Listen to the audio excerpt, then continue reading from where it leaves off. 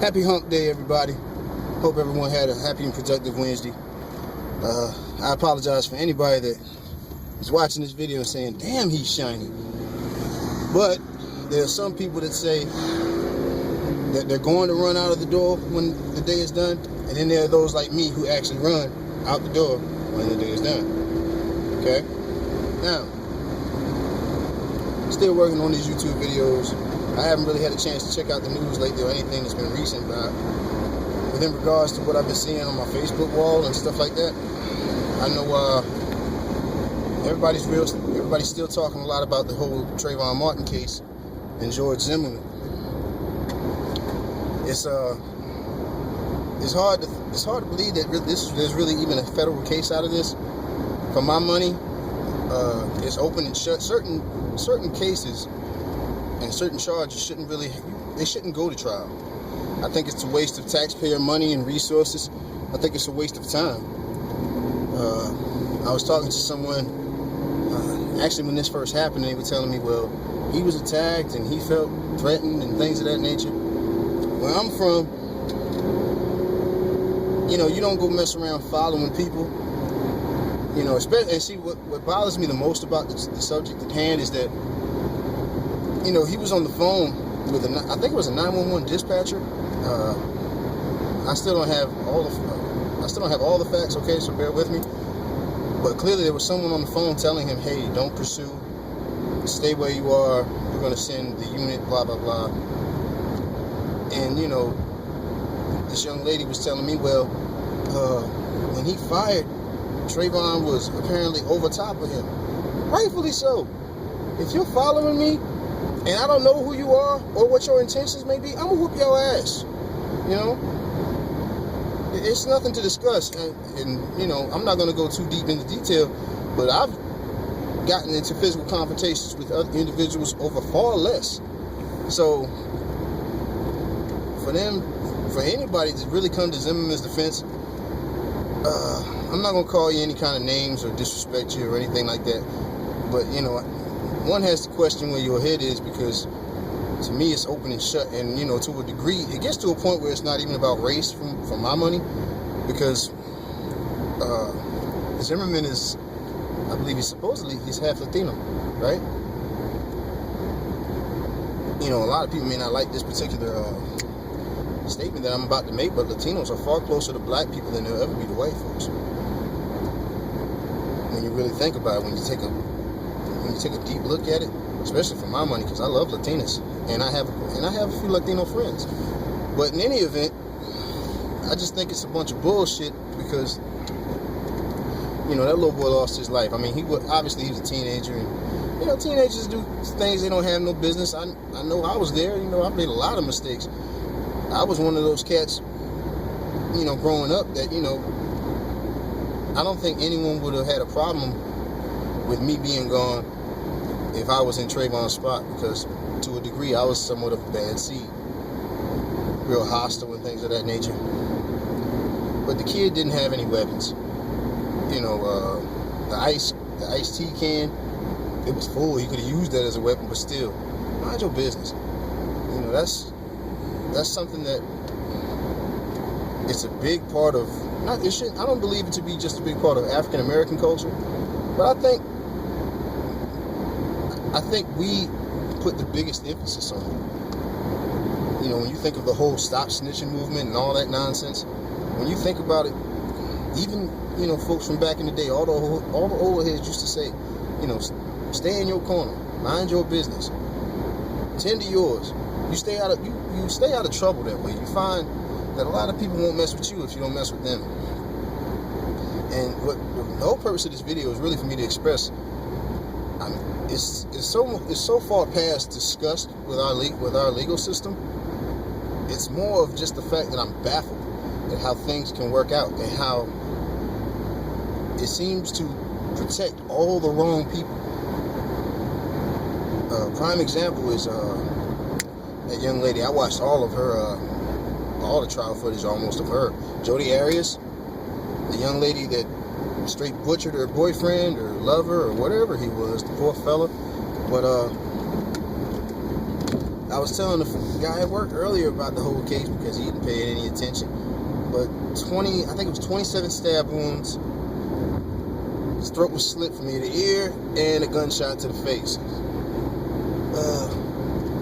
I don't think I've ever been so scared in my life to stab somebody 27 times and then continue the punishment afterwards.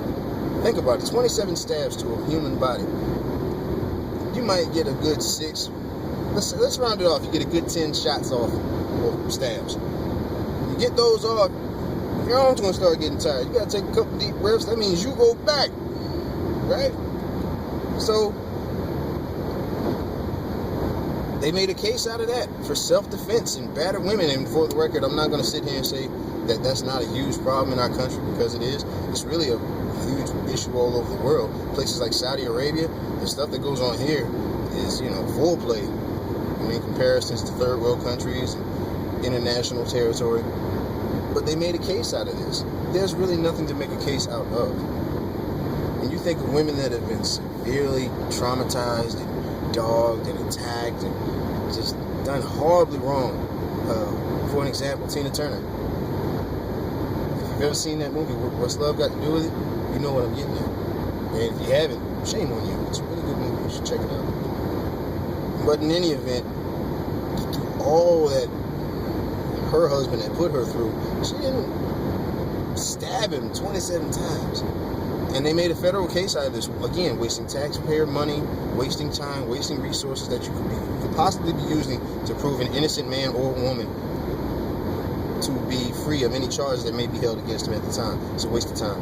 And our system is severely flawed. I apologize for going off subject, but to me, it's kind of apples and oranges with the two trials, because it's a waste of time. It's open and shut, and clearly there may be somebody that says, well, there are other factors to take into account. There's this, there's that. I'm not having it, because in the end, when you get down to brass tacks, there are two people who have ruined several people's lives because of their actions, and there are two people who no longer have a life to claim. That's my biggest issue when it comes to the law in this country. There are so many people that are guilty of horrible, just slanderous and sadistic acts towards humanity as a whole, and there's no reprimand for it. A lot of folks don't get just due, and it gets me to thinking about some of the things I've discussed with my mom and my friends. And, the old adage goes, what goes around comes around. To this day, I don't believe that. There are some people, for my money, they just don't get what they got coming to them. And what bothers me, what hurts me the most, is there's a good chance this man may go free.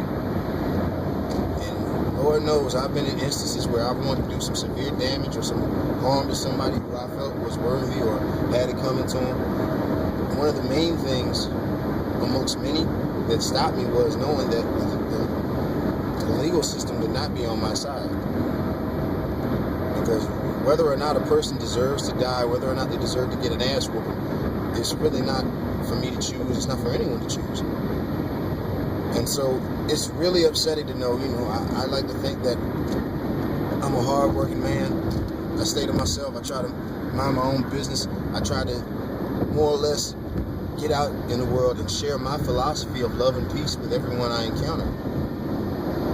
Though I have my faults and I've made my mistakes, I own up to them. I've done a lot of things that I may have to continue to answer for when my time is up. And I'm prepared for that. I've made peace with it. And for what it's worth, a lot of bad stuff that I've done, I've paid for it. Tenfold.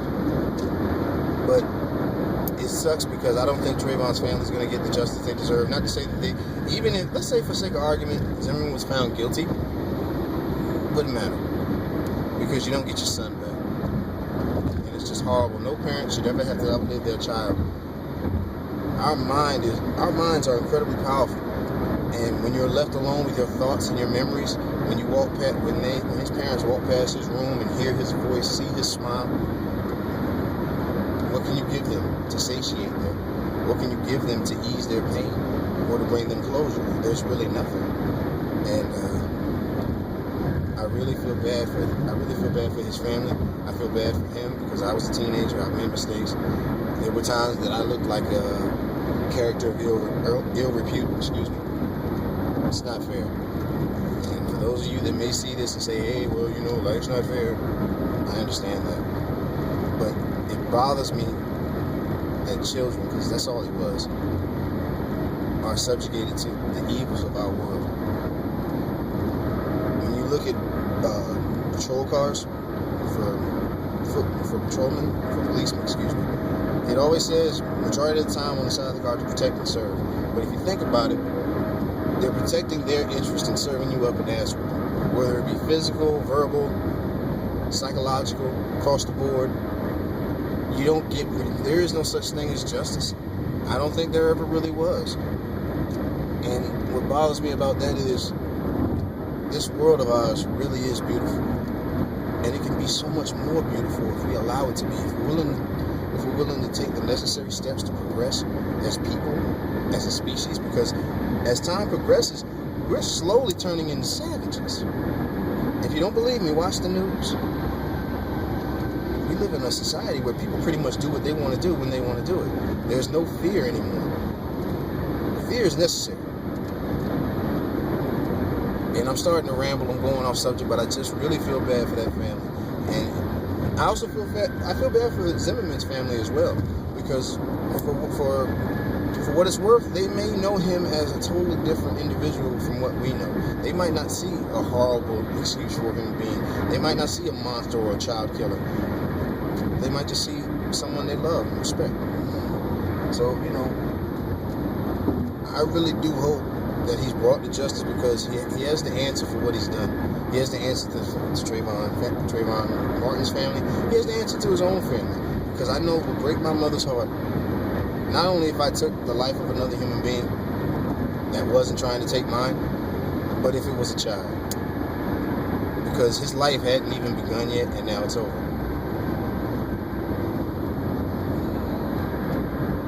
Things like that sicken me, and it's disgusting, because we really do live in a great country, and it's not our politicians or anything like that that makes us great. It's the people that make us great, the people that love and care and work hard and still have values and morals, the people that want to do better and be better because they know they're better. It's disgusting. But anyways, I wanted to just shed a little bit of light on where I stand with it, share my views on just how bad things really are as far as law and order, because there doesn't seem to be any of that anymore.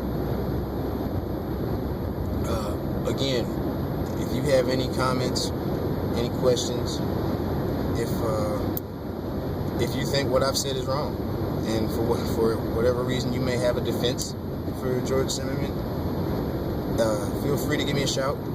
Feel free to comment and let me know what you think. I think it's a bad scene. Bad scene. But it's starting to rain. I want you all out there in YouTube land to know this world is made of love and peace. Alright? Love and peace. And I wish you the very best of both. Okay? Be easy, y'all. Take care.